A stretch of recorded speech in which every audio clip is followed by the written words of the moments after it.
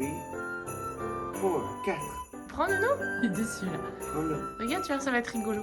Ah, qu'est-ce que c'est? C'est activité, décoration des fenêtres. C'est le cadeau de Louis. Oh. Le bonhomme de neige ou le traîneau des cadeaux du Père Noël? Bonhomme de neige? Allez, c'est parti. Regarde comme il sentit. On va peut-être plutôt là parce que je l'ai nettoyé. Tiens, je te décolle et toi tu vas coller. Où est-ce que tu colles? Tu mets là? Voilà. Oh, appuie. Oui. Ouais. Tu veux le traîneau? Le traîneau du Père Noël avec les cadeaux dessus?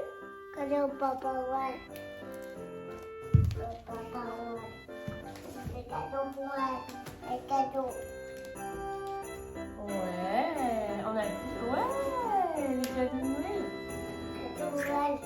Oh, c'est pas mal. Ouais, tiens, mets-le là. Ouais, appuie bien. Non, c'est un petit flocon de neige. Tiens, viens. Tu veux sortir? Bless you.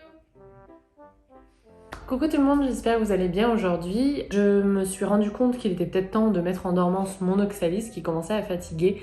Quoique, j'ai encore quelques petites pousses, mais j'ai tendance à le faire, bon déjà quand j'y pense, quand j'ai le temps, aujourd'hui c'est le cas. Et en plus je me dis que plus tôt je vais la mettre en dormance dans la saison, plus tôt elle va revenir en janvier-février, donc ça j'ai hâte. Donc je voulais le faire en caméra avec vous parce que j'ai pas mal de questions chaque année sur la dormance de l'Oxalis. Si vous voulez plus d'infos sur l'Oxalis triangularis notamment, je viens de me rendre compte qu'il y a la caméra coupée et j'ai tout coupé hors caméra. Du coup, je disais, si vous voulez plus d'infos sur l'Oxalis triangularis, comment l'entretenir toute l'année, que vous l'ayez acheté par exemple là cet automne et du coup elle est encore vigoureuse, vous savez pas quoi faire, si vous la mettre en dormance ou pas, ou bien au printemps, parce que c'est souvent à ces périodes qu'on les voit chez les fleuristes ou dans les boutiques de plantes. J'ai une vidéo dédiée à ça, n'hésitez pas à aller voir, vous avez vraiment voilà, tout ce qu'il faut faire toute l'année. Mais voilà, moi j'expliquais, avant que ça coupe, que du coup j'aime laisser mes petits bulbes en place, je me prends pas trop la tête, je les déterre pas. Au printemps, je vais aller gratter, resurfacer et remettre un terreau neuf. Et j'ai simplement, hors caméra, tout coupé. Souvent, j'attends qu'il soit bien sec et du coup je tire. Mais cette année, il manque cruellement de temps, donc là j'ai le temps, je vais le faire. Et vous pouvez, parce qu'il y a plusieurs moyens de bouturer l'Oxalis, garder, j'ai fait pareil ici, hein, bien sûr, là aussi, hors caméra, j'ai coupé tout net, et vous pouvez garder voilà, des petites tiges avec le foliole et les mettre en eau, et vous allez avoir des petites racines qui vont apparaître, et vous pourrez tout à fait les planter au printemps, dans un nouveau pot tout frais, et vous allez avoir une nouvelle plante qui va ensuite créer des réserves souterraines. C'est comme ça que moi j'ai eu ma première plante, celle-là, mon Oxalis triangularis, là, qui est un petit peu à bicouleur, finalement, très très belle. Je l'ai eu en fait d'une copine à moi, Amandine, si tu passes par là. Et c'est comme ça que j'ai commencé avec les Oxalis. Mais c'est vraiment une plante très facile. C'est pour ça que je l'ai mise dans mon livre Végétaliser votre intérêt avec Marion Botanico, parce que vraiment je trouvais que c'était une plante, finalement, si on passe l'aspect un peu, on a peur de la mettre en dormance, qui est vraiment très facile. Bon là, cette année, j'en profité pour nettoyer le pot, mais une fois qu'on a enlevé tout ça, je vais ensuite la mettre dans un endroit frais et sec. Donc moi, c'est un coin de ma cuisine. Et je vais recouvrir par contre avec une petite coupelle, parce que pour recréer l'obscurité, mais si vous avez une cave chez vous, ça fonctionnera très bien. Vous la mettez dans la cave les 3 mois d'hiver et je vais la ressortir en février, lui redonner de la lumière, recommencer à lui donner un petit peu d'eau et quand les tiges apparaissent, je recommence l'apport d'engrais. Donc là, en général, c'est le début du printemps. Je vous ai également rentré mon Oxalis qui se trouve à l'extérieur, qui va encore plutôt pas mal, mais il a tellement fait chaud en novembre que du coup j'en profite encore. Et elle, je vais la laisser se mettre en dormance toute seule. C'est pas une plante qui est hyper rustique, je crois qu'après 0, -3, c'est mort. Mais du coup le feuillage va tomber et je vais laisser les bulbes en pot, au chaud. Je vais peut-être les emballer, on va voir si l'hiver est rude. Mais bon, pour rappel, je suis en centre-ville, à Lyon, donc voilà, il fait toujours un peu plus chaud et puis je suis pas dans le nord de la France. Donc l'an passé, ça s'est très bien passé, elle s'est mise en dormance toute seule et elle est revenue ensuite toute seule comme une grande. Et c'est vraiment du coup une plante, si vous n'êtes pas dans un climat rude, dans le sud de la France par exemple, laissez un exemplaire, un spécimen à l'extérieur, vous n'aurez aucun souci, elle va revenir chaque année. Elle aussi, je reprends l'engrais à l'extérieur à partir du début du printemps, je dirais. Donc voilà pour ces petits Oxalis, j'espère que j'ai rien oublié, puisque du coup je refilme à nouveau.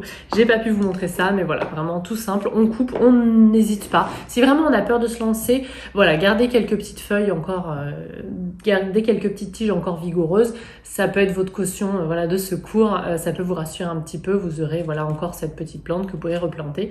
Les tiges apparaissent au bout d'un petit moment.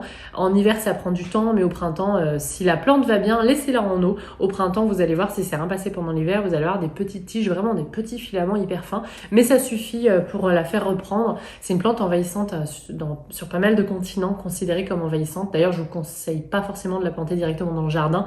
Ça, vous allez retrouver avec pas mal... Après, c'est joli, hein, mais voilà, c'est comme les petits trèfles que l'on voit, il y en a de partout. Si vous avez un joli gazon, moi je m'en fiche pas mal tant que c'est vert, mais si vous avez un joli gazon, ça va peut-être envahir votre gazon.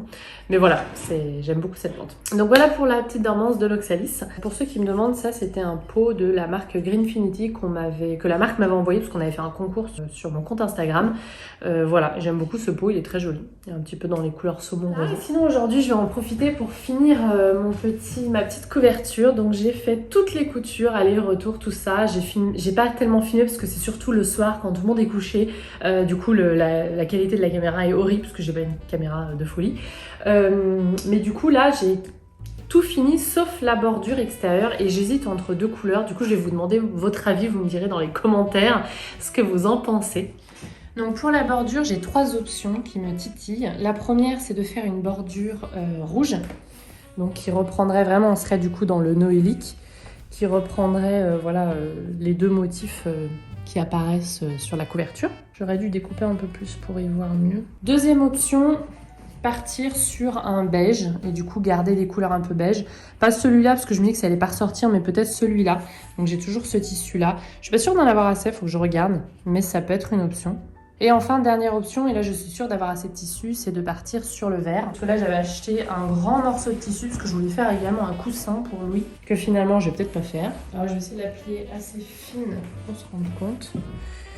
Voilà, dernière option, c'est pas plié assez fin, donc on a du mal à se rendre compte. Mais dernière option, ça serait de partir sur un tour total en vert. Voilà, donc je sais pas, je pense que je vais faire les découpes là juste pour mieux me rendre compte. J'avoue que j'ai peur de partir sur l'une des 2 couleurs parce que j'ai peur de ne pas aimer. C'est une couverture de Noël avec des couleurs noéliques, mais je voulais quand même qu'elle me plaise. Et à la fois, si je fais le tour avec ce tissu là, ça va bien finir la couverture, mais voilà, c'est un peu moins sympa quoi. Alors en fait, je retire ce que j'ai dit, l'option rouge n'est plus une option parce que je n'ai pas assez de tissu et que je ne souhaite pas en acheter, racheter du matériel pour finir ce projet. Donc ça sera option, donc tout le tour vert qui rend pas mal là en caméra. Ou option le tour beige, donc un peu plus gnangnan mais un peu plus passe-partout. Ça va peut-être un peu moins jurer lorsqu'elle sera un peu traînée de partout par Louis. Mais j'avoue que j'aime bien l'option verte parce qu'on reste vraiment sur l'aspect un petit peu noélique. Sachant que là c'est assez épais, mais ça sera pas aussi épais, c'est juste que j'ai plié vite fait pour avoir une idée. Voilà, donc il n'y a plus que 2 options si vous voulez voter. Parce que là c'est pareil, celui-là je pense que j'aurais pas assez de tissu. C'est comme le rouge, il me reste pas grand chose. Soit le vert pour l'effet vraiment folklore Noël, qui reprend du coup le motif qui est là par 2 fois, ou bien tout simple, bien finir propre avec une bande beige. Voilà, dites-moi. Do you have a preference between the green all around? It will be thinner. Or just beige all around to finish it properly? I think the green looks nice. Yeah, I think so too. I'm just scared for some reason. Why? You think it's I don't know, but I think it will be cute. I think it will look Christmassy. Christmassy. Yeah, that's what I think so too. Yeah. We'll see what they think.